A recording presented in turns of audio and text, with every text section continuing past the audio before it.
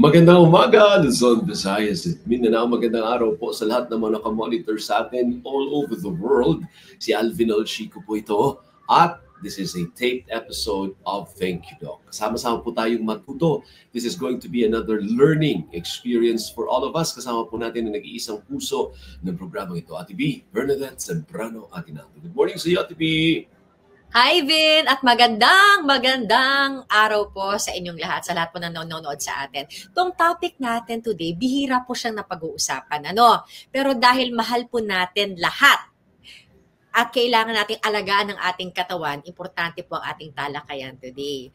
Kapiling po natin ngayon, isa pong endocrinologist para talakayan ang tungkol sa mga gender-affirming therapy. No? Tungkol po ito sa mga hormones. Dahil may mga kaibigan po tayo, minsan inom sila ng kung ano-anong gamot, pero ang tanong, safe ba?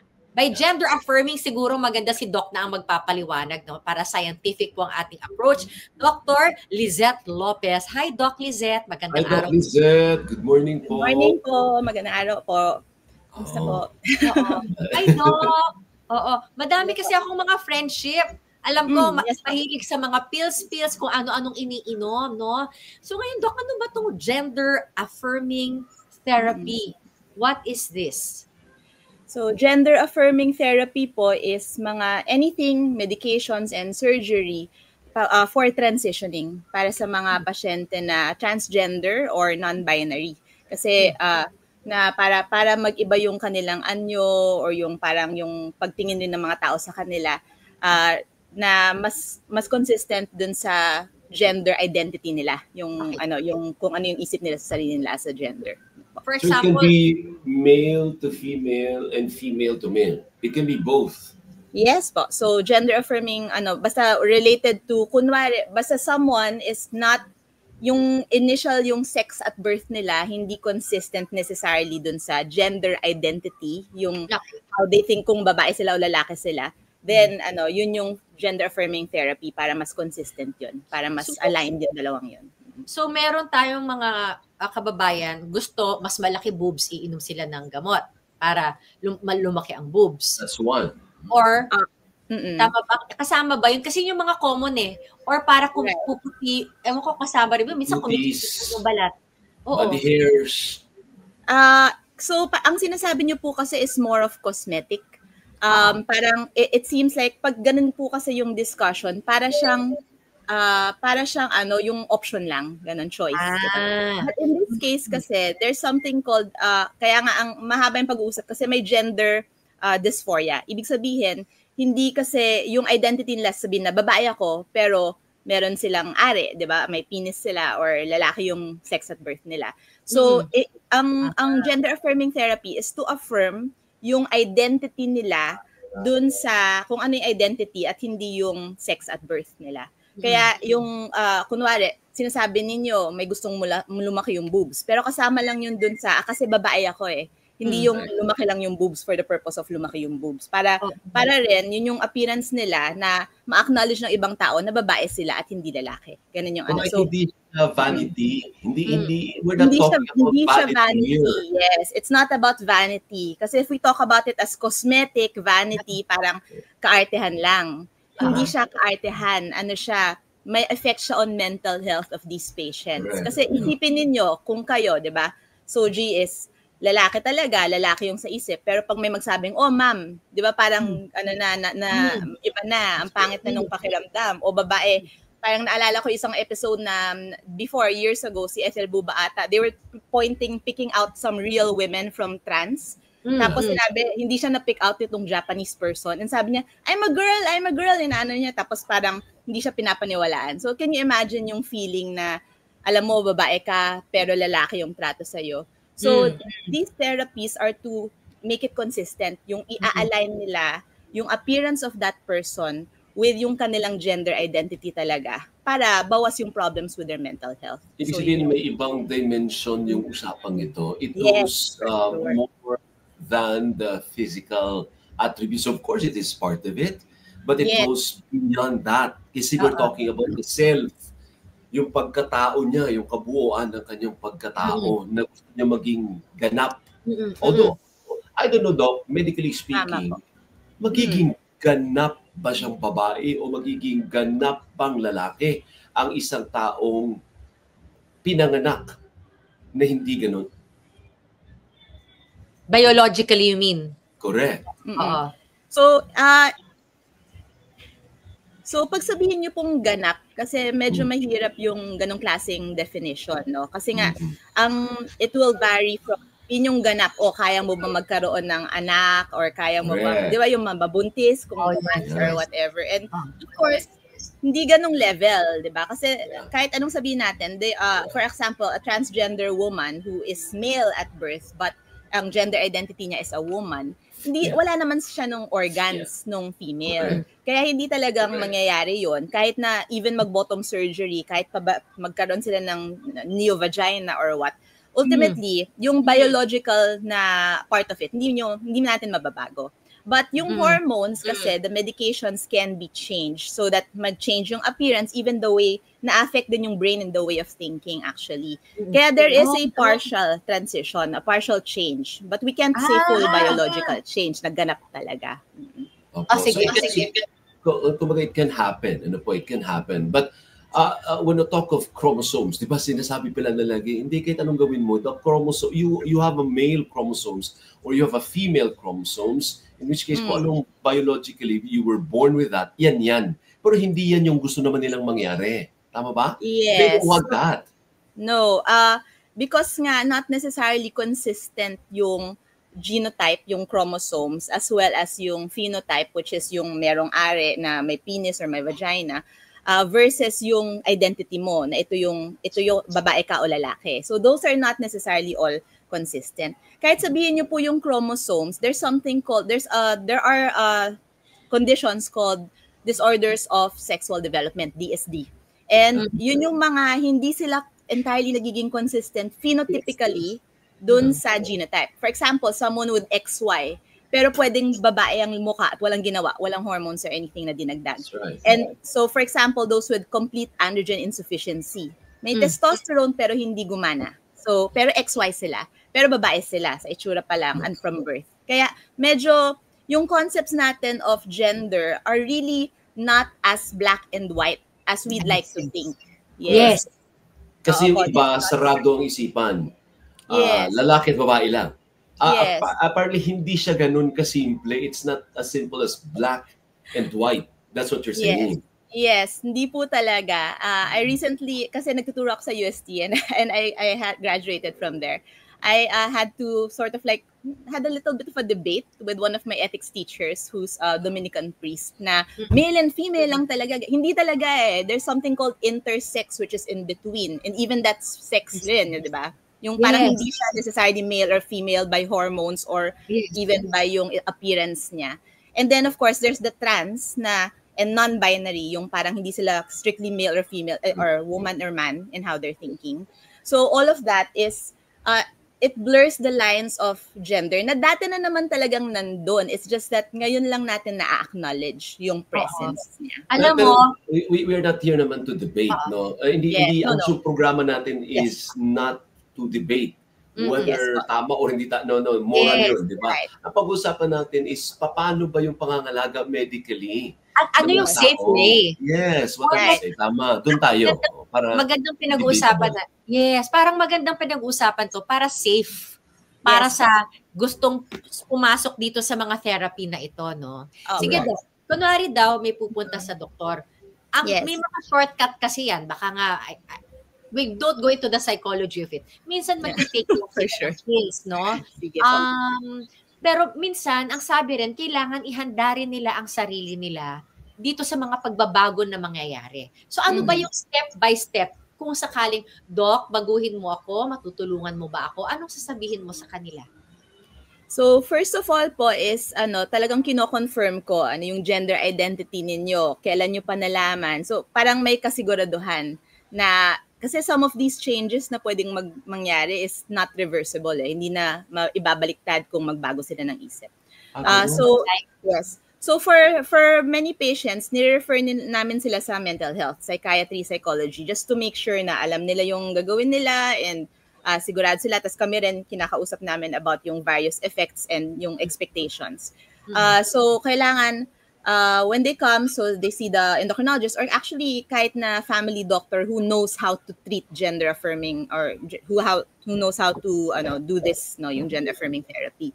Kung meron certain question mark na baka hindi pa rin sila sigurado or hindi talaga nila parang hindi pa sila mature enough to really understand it already, then we can refer to mental health. And the reason for that also kasi pag nagta-transition sila, magbabago din yung pag-iisip nila, yung pagtrato ng mga ibang tao sa kanila at yung appearance, and that can have implications on their mental health. Baka magbago rin yung, 'di ba? Kailangan handa din yung sa social part of it, no? So alam nila dapat 'yon, tsaka may support sila for that on the mental health side.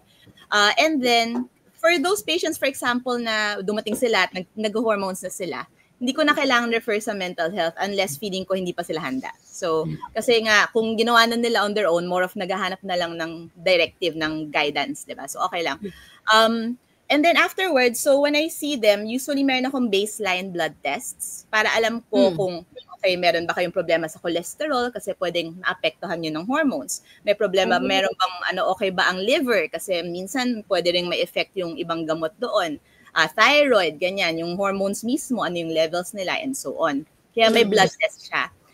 And then pagkatapos nun, pag nakita na yung blood test, pag okay naman on the mental health side, then we move forward na magsa-start ng hormone therapy. Pero hindi nagtatapos yun doon kasi yung iba, isang beses lang pupunta, tapos wala na.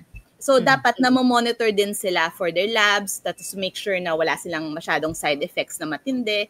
Tapos alam na yung hormone levels nila is in the safe zone. May safe zone kasi yan. Hindi yung masyadong mataas o mababa.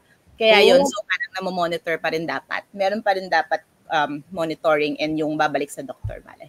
So yung prinsipyo is parang sinusuppress niya yung natural na hormones kasi kung lalaki, may ibang hormones, di ba? Pag nag-undergo siya ng ganyan, isusuppress niya yung natural male hormones or the other way around also, female hormones naman, isusuppress niya rin. O tatanggalin niya altogether? So, yung first part is yung susuppress, kung yung gamot lang, yung hormones. And for trans women, yung mga lalaki na, or yung male na nagiging woman or trans woman sila and their thoughts and everything. So, ang nangyayari, we have to give them something to suppress testosterone and then to give them estrogen also. Although may something called estrogen monotherapy which technically dapat hindi siya available sa Pilipinas. Tapos merong trans men, yun yung mga babae at birth na men sila in the way they think and everything. So yun, bibigyan lang ng testosterone. Kasi ang testosterone, kaya niyang isuppress ang estrogen or bawasan or pabagsakin yung estrogen levels kahit walang anti-estrogen. Ano yung connection po ng estrogen at testosterone?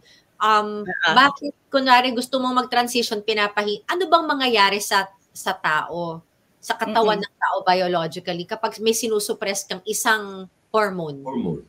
Kasi yung hormone po na yon, for example, estrogen yung hormone na pang babae, at siya yung responsible for yung feminizing features, yung mukhang babae. So for example, ang estrogen yung nagsusmooth skin, estrogen yung responsible for yung mas may hips, 'di ba mga babae medyo mas malaki. Yung shape, yung parang yung shape ng babae. Yes, yung mas may hip tapos mas and also yung boobs, of course, na lumalaki yung breasts.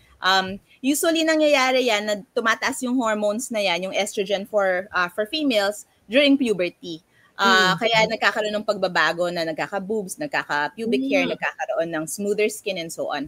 Sa mga lalaki naman, yung testosterone is responsible for yung lumalalim yung boses, nagkaka-muscles na mas lumalaki yung tas yung nagkakaroon ng mas formed yung penis, tsaka yung scrotum, yung genitalia.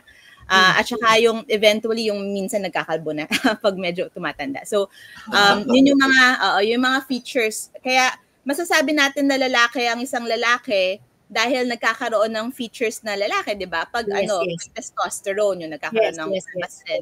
Tapos yung estrogen naman for females, sila yung yun yung nagfe-feminize na features, nagkaka-boobs, nagkakaroon ng hips. Pero naturally speaking, yung babae, may testosterone din siya. Yung lalaki, may estrogen din siya. Pero mas dominant lang yung testosterone. Mas dominant. Okay. Malayo yung difference kasi ng hormones. Sa mga babae, may cycles ang babae. Nag-iiba yung hormones nila throughout a month. Pero in general, mas mataas talaga ang estrogen levels ng babae compared to yung testosterone nila. At sa lalaki, talagang mas malayo, mataas ang testosterone levels nila normally than yung estrogen levels nila.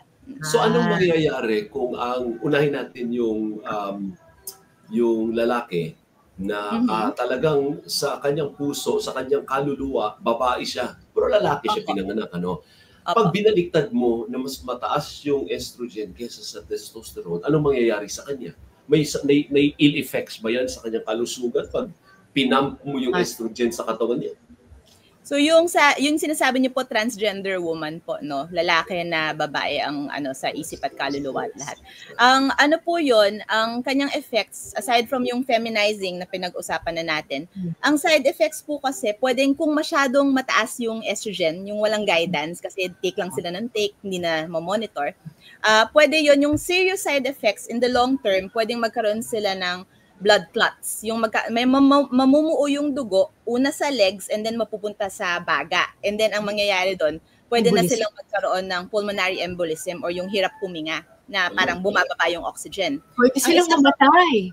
Yes, opo, pwede po. Nangyari na po actually. Hindi lang masyado nababalita yun. Yun yung hindi alam ng maraming trans women kasi hanap lang nila yung benefits. Hindi nila nalalaman minsan yung horror stories eh. The other thing is strokes. Kasi nga, blood clots, pag mapunta yan namuo yung dugo, tapos napunta siya sa brain, magkaka-stroke. So, mas mataas actually ang risk of stroke for trans women, lalo na kung hindi supervised. And then, the other thing is breast cancer. So, pag masyado kasing matataas yung estrogen levels, not within yung target namin, may target kasi talaga yan eh. Lalo na kung meron pa silang family history, may nanay na nagka-breast cancer or kung ano man, then mas pwede silang magka-breast cancer kung talagang take lang ng take nang hindi alam kung ano yung levels nila. So, the other things are yung in the short term po, tataas yung taba sa dugo or hypertriglyceridemia, tataas yung triglyceride levels. Pwede rin po na so yun yung main, tsaka mood swings. So yung mga may mental health issues, pag hindi stable, mas pwedeng lumala. Kaya kailangan na-refer kung may ganun po. Balikan natin yan later, kasi maraming kaso. As a matter of fact, may mga online pa palang nabibili na mga hormone na very, very delicate. Balikan natin. Yes. Yung opposite naman, yung babae naman pinanganak, pero sa isip, kaluluwa, diwa niya, lalaki siya. Pag nasobra naman ng testosterone, what happens? So, yun po, pag nasobra ng testosterone, pwede rin may mood swings or aggression. The other thing is kapag pwede rin po na tumataas, ang common is tumataas yung red blood cells nila. So, baliktad ng anemia, masyadong mataas yung red blood cells, kaya pwedeng lumapot yung dugo. And then yun rin, pwede magka-strokes or heart attacks. Although, sa trans men, hindi sila kasing prone to the stroke compared to trans women.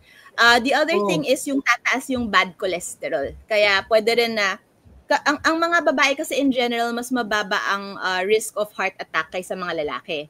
Pero kapag magka-testosterone, pwedeng tumaas yun to the same as yung mga cisgender men or yung biological men po. So yun po yung mga Pero yung one of the greatest talaga is yung tataas yung red blood cells. Kaya masyadong lalapot yung dugo. Kaya yung sinasabi ko na sa kanila, mag-blood donation na sila pag medyo maaga pa. Para hindi lumapot. Sabihin, kung regulated pala, okay naman yan. Kayang i-regulate, kayang i-manage ng mga doktor na magagaling. Ang problema, if you parang do it yourself, parang DIY ang nangyayari for both men and women. Yes po, totoo po yun. Actually, hindi naman po kailangan sobrang galing ng doktor, kailangan lang may training. Alam niya kung paano gawin. So, parang naturuan, kumbaga, nag-aral. And that means na, kasi ang kaya naming i-monitor at i-regulate. Ibig sabihin, hindi dapat sobra ng gamot, hindi rin dapat maling gamot. So dapat tama yung gamot, dapat tama yung levels at yung doses ng chops na mo-monitor for side effects. Kaya without that kasi pwedeng wala silang nararamdaman, bigla na lang may mangyayaring masama. Kaya hindi talaga masyadong safe pag DIY. Magandang sinabi, ay magandang paalala yung Doc ha. Kala mo walang nangyayari, pero bigla-bigla na lang minsan. Sa loob, meron. Yes po. Parang diabetes or high blood pressure lang yan, di ba? Parang walang nararamdaman, biglang may masama na mangyayari, atakihin na, nagka-stroke na or something. Oo. So, Doc, ganun lang po. educate nyo kami kasi for sure marami kayong na-encounter. Sa ano yung pamamaraan na ginagawa ng marami? Usually, ito po yung nangyayari kasi hirap sila makahanap ng doktor or parang sinasabi nila mahal pumuntang doktor or kung ano man. Ang nangyayari with the transgender community, especially trans women po mas madalas sa trans women, yung mga lalaking nagiging babae. Ano po, nagtatanong-tanong sila sa isa't isa, so may community. Maghanap silang influencer, yung mga sa TikTok, tsaka sa mga tapos dun silang magtatanong or dun yung information nila. Ang pinaka-problema doon is a lot of these TikTokers hindi naman talaga na-train, na hindi sila sanay talaga, parang ginawa na lang nila sa sarili nila. So, parang the blind leading the blind. Ibig sabihin, parang, kumbaga, hindi naman sila natuto talaga on the scientific way or the medical way to do it. Gagawin nila, bibigyan nilang abiso yung ibang tao. So, parang medyo mahirap yon.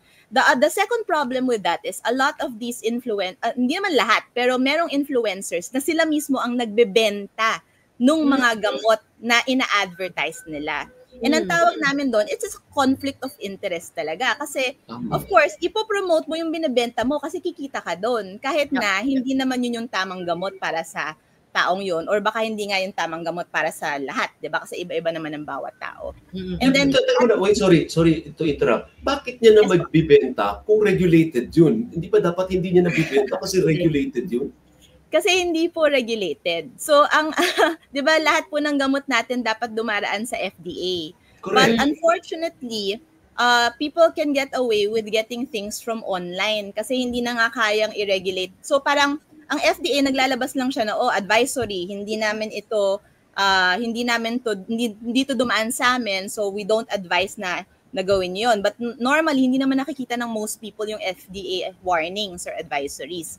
Tapos sa dami nga ng online influencers, TikTokers, hindi na kayang i-regulate kasi paano mo malalaman kung saan 'yon, 'di ba po? So parang fake news lang rin, 'di ba? So, ano ba 'yun? Injectables o oral? All sorts po, both injectables, orals, ganyan. Kasi yung iba nila, parang either meron silang parang compounding pharmacy or i-import nila from outside without FDA regulation. Actually, and then, ibebenta nila. So, yun po yung things. Actually, Doc, kung nakakapahamak sa isang tao, pwede siyang i-crack down ng FDA. Kasi kung very public naman yung bentahan na to di ba? Yes po, tama po yan. Oo, nagla-live ka nga ito, ebidensya agad yan na nagbebenta ka ng hindi regulated na drug. Di ba? Opo. But, sino magre-report?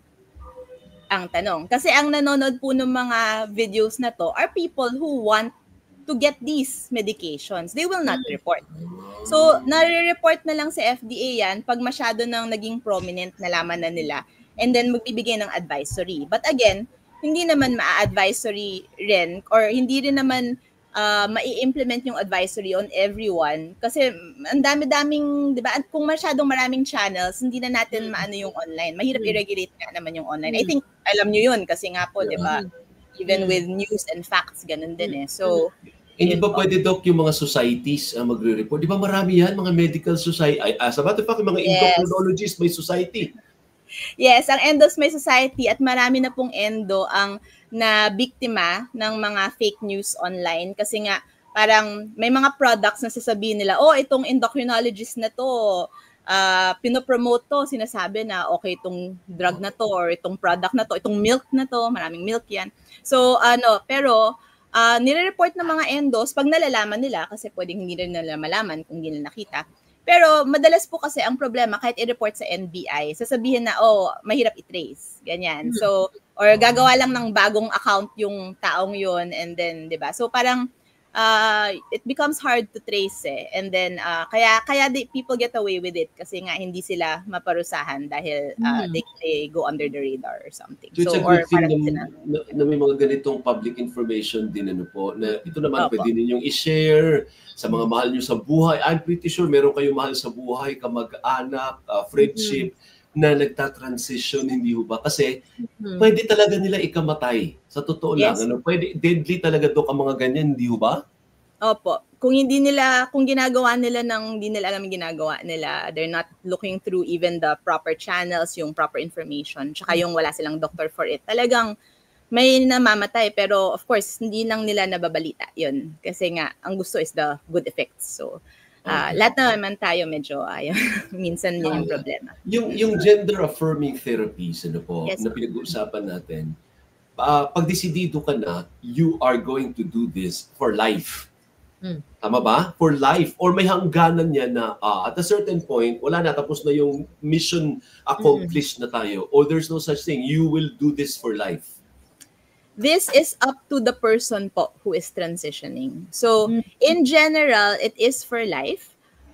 Pero kasi kahit naman sa yung tinatawag nating biological males and females who have the same identity, yung cisgender ang tawag po namin. 'Di ba meron namang menopause, may andropause naman, may hangganan yung hormones basically. So, pwede rin naman po na i-discuss lalo na pag dumating na sa punto na 'yon na baka pwedeng i-stop. Pero in general, for life po talaga siya.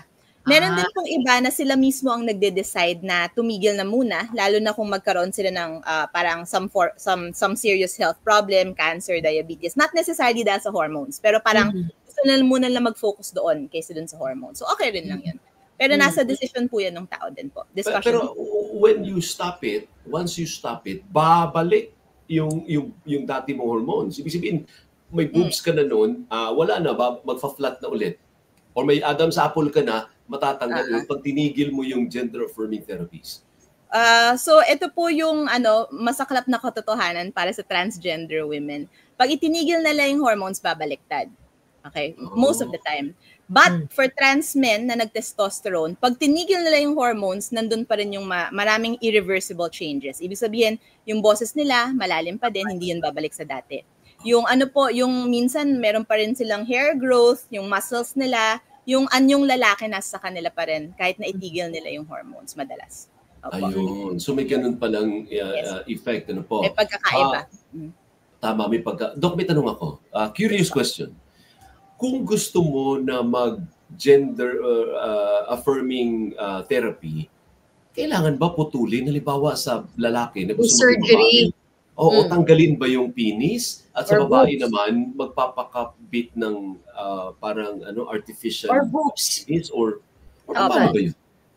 So yung again, that's all a discussion with the patient po. Ang top surgery, yun yung sinasabi, top surgery kasi yung magpapadagdag ng boobs for trans women, for trans men naman, magpapatanggal, no? So yun, madali lang yun kasi that's common yung mga ganong klaseng surgery, maraming pwedeng gumawa nun. Yung sa naman po, pagdating naman dun sa bottom surgery, yung tinatawag natin yung mga area, genitalia and all of that. Yung sinabi niyo po for trans women, kung gusto nila magkaroon ng vagina, ang ginagawa, and medyo technical na po to, ilan lang gumagawa niyan, tatanggalin, so yung penis po, pwedeng baliktarin to a uterus, tapos gagawa ng, i-connect yung daanan ng ihi, papunta dun sa neovagina yung tawag natin doon. So, and then maggagawa yung scrotum, gagawin siyang para siyang yung labia ng mga babae. Tapos yung part of the penis magiging clitoris. So ganun. So medyo technical po siya. Mas pero mahirap ano po? Kaya po, meron. Pero irreversible yun. You cannot parang magbabagong isip mo na, hindi, gusto ko ibalik. Ay, wala na. Yun na yun. Wala po talaga. Kaya kahit anong gender-affirming surgery, kasi nga hindi na maibabaliktad or if ever mabaliktad man, sobrang scar, lalo na even for top surgery. Kaya ang sinasabi po is, ang surgeons, kailangan talaga nila merong psychiatrist na clearance para sigurado to. Mas preferred nila na may hormone therapy for at least a year. At nabuhay na yung tao na yon bilang, kunwari, trans woman sila, nabuhay na siya bilang babae. At yung trans man, nabuhay na bilang lalaki para sigurado sila na society speaking, yung life nila at that, sigurado sila okay sila with that. Kaysa yung parang gusto-gusto lang tapos magbabago ng isip. Hindi po pwede yun. And then cleared sila ng medically na safe sila for the surgery. So may mga requirements yan. Ginagawa yan sa Pilipinas o sa ibang wala tayong ganyang expertise sa Pilipinas? Actually, mayroon pong surgeons. Yung top, plastic surgery lang yung top no problem. So marami pong gumagawa niyan, both plastic and cosmetic surgeons. Yung bottom, yun yung sa bottom surgery, dalawa lang ang kakilala kong surgeon, pero baka meron pang iba, na gumagawa ng bottom surgery for trans women. Yung naglalagay ng vagina, tapos babalik na rin yung penis and so on. Yung sa naman, sa trans men, isa lang ang kilala ko. Kasi mas mahirap yung babae na gagawing lalaki. Bakit? Kasi mas mahirap magdagdag ng wala doon. Ang gagawin kasi nila, kukuha pa sila ng skin from either the back or the thigh, and then yun yung parang gagawing penis. And it takes mga 2 or 3 surgeries. Kaya medyo complicated yung sa trans men. Maraming trans men hindi nagpapa-bottom surgery kasi actually mahirap siya. Hindi din naman usually walang pakiramdam yung new penis na yun. Walang sensation. Walang sensation naman. Wala siyang sensation. So kayang gawin yan sa Pilipinas? Kasi ang nakikita ko yan sa social media, para sa Thailand ginagawa. Meron po, pero konti lang kasi yung surgeons na gumagawa dito. Sa Thailand kasi kilala sila for those even way before na lalo na for trans women, not for trans men. Kilala sila for yung maglalagay ng vagina at matatanggal yung penis. Ang problema naman doon from the patients na na-encounter ko na nagpagawa sa Thailand, hindi sila nasusundan. Tapos medyo iba kasi yung, of course, pag Pilipino ka na napupuntang Thailand, baka hindi pala yung trato.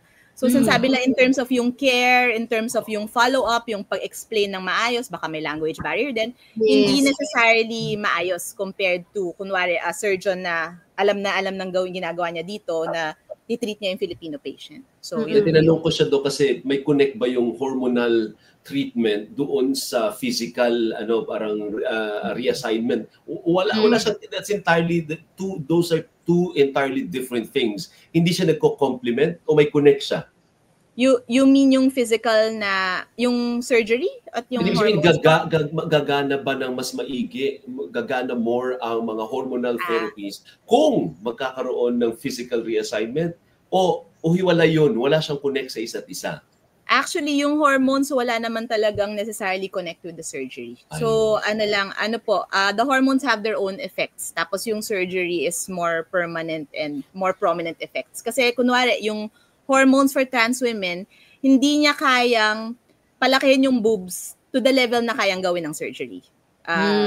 So, yun po. Kaya, depende talaga yun sa bawat tao kung ano yung decision nila on that end. Pero, hindi po talaga silang necessarily complementary in that sense. No? So, pareho nag-cause ng changes.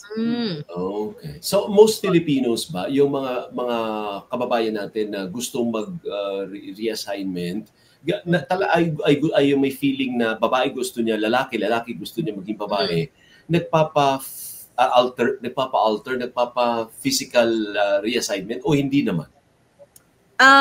Hindi ko po masasabi necessarily kasi kulang tayo ng statistics on trans persons. But what I can say is, maraming nagta-top surgery. Maraming so trans men na nagpapatanggal ng boobs, trans women na nagpapalagay ng boobs. Common yun. Yung bottom hindi kasing common po kasi nga may hirap, tas mas konti yung gumagawa. Tas yung iba pupunta pa ng ibang bansa. But marami din naman na hindi necessarily pakiramdam na kailangan nila pagawa yan. So parang comfortable na sila with the changes na ginawa ng hormones or hindi naman sila nagmamadali on the surgery side.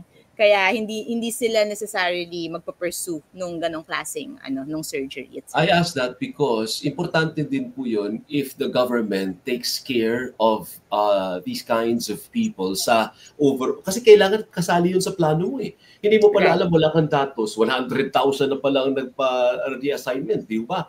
Kasi kasi hindi sila nagpapalista doc, walang formal list. Right. Kung sino nagaganyan. Pero importante yun, kasi hindi for all we know, dumami na pala sila. Kailangan isali sila sa broader health program ng gobyerno. Actually.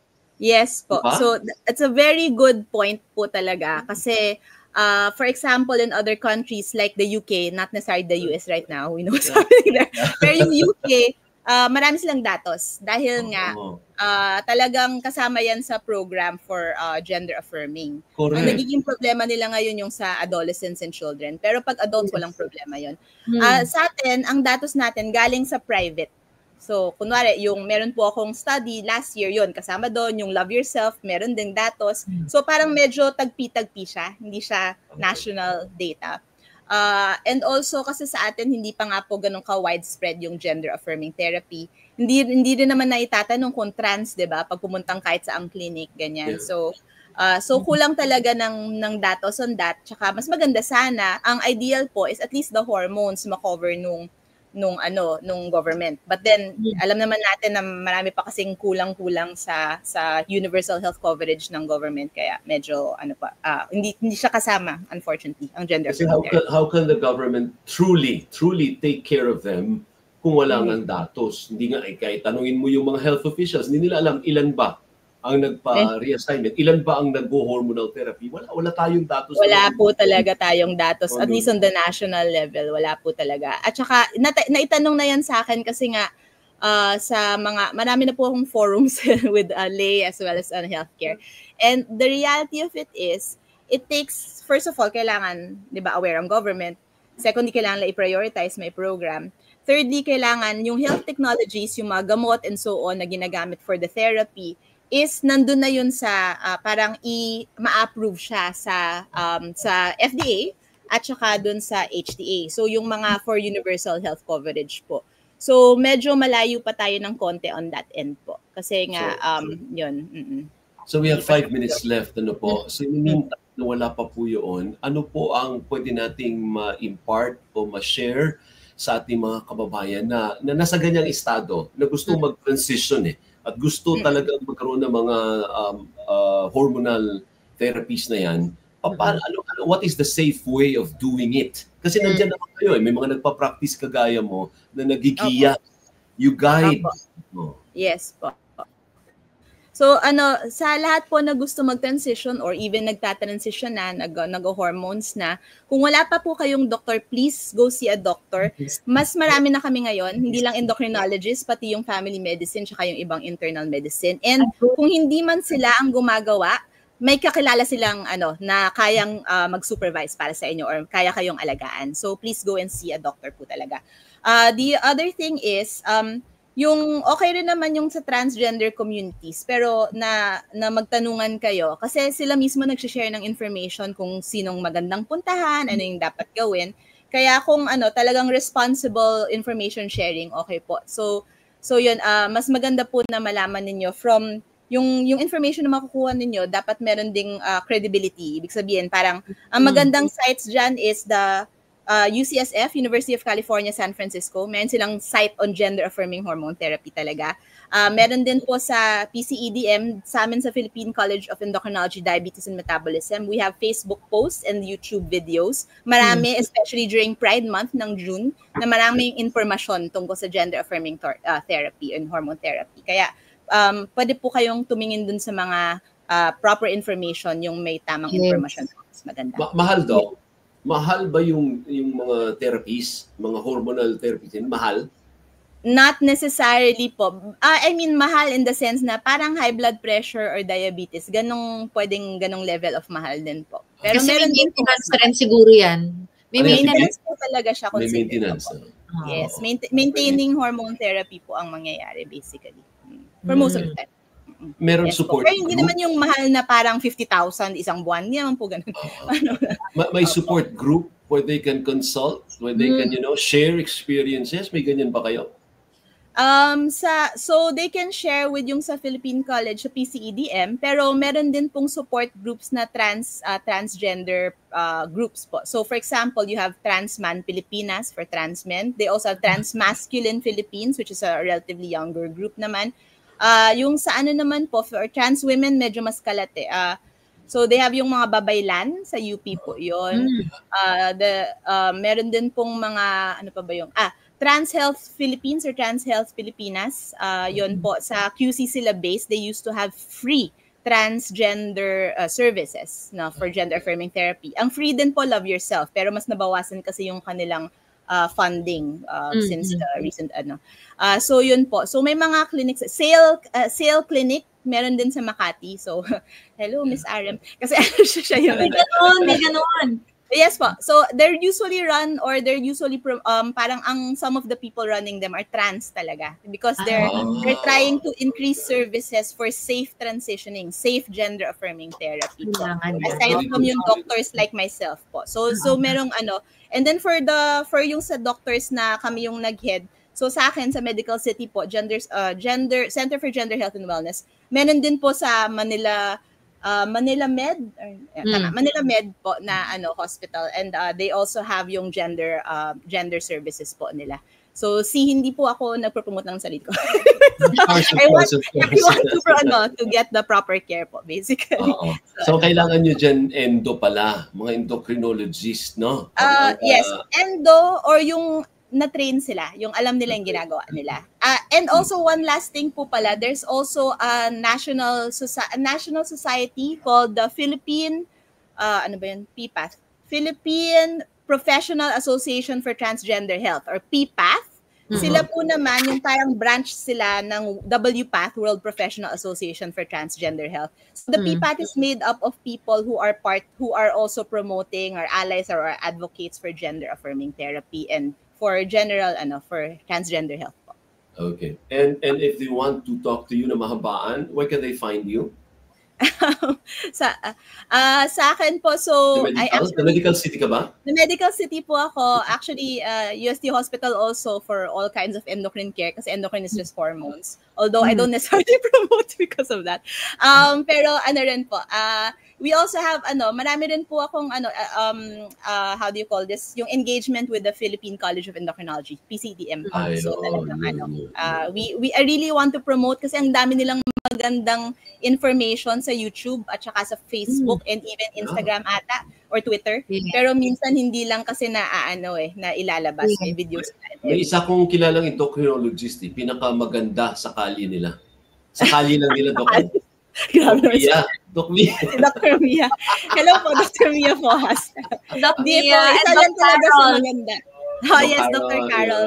And Doc Nemi. Doc Nemi, isa din endocrinologist. Si Dr. Nemi is also he's currently the president ng Philippine College of Physicians also, among all. Kaya hindi namin mahuli-huli, Doc Lizette, kasi busy yung lolo mo. Hindi, talagang super busy niyan kasi kung saan niya napupunta sa Pilipinas dahil dun sa kanyang current position po. So, congrats. Doc, thank you sa ulitin. Pag merong issue po sa mga transgender, sabihan nyo kami para ma-discuss natin dito. Yes po. Marami na po kayong naitanong na sobrang gandang information na maganda po na malaman po ng lahat. Pwede natin ulit-ulitin from time to time. Kasi minsan nakakaligtaan. So just a reminder, yung reminders lang, give us a heads up para ma-line up natin. Ano pa? Sure po. Thank you po so much for that. Thank you. Salamat. Thank you. Bye po. Thank you. Thanks po. Bye po. Maraming salamat. Thank you, Doc Lizette. Importanteng pag-usapan kasi at the end of the day, it's about safety. And this is your health, no? So, sana ako, kumbisido ko, at a certain point, meron tayong kaibigan, kakilala, kamag-anak na nag-undergo ng ganyan. As a way of parang taking care of them, yung information, yung tamang information. Ha? Si Alvin L. Chico po ito. Like, share nyo po itong episode na to, ha? Share nyo po. And subscribe to our channel. Ako po niya Ate B. Bernadette Zambrano Aguinaldo. Hanggang sa susunod na episode ng Thank you, Doc. Thank you, Doc. Thank you. Bye-bye.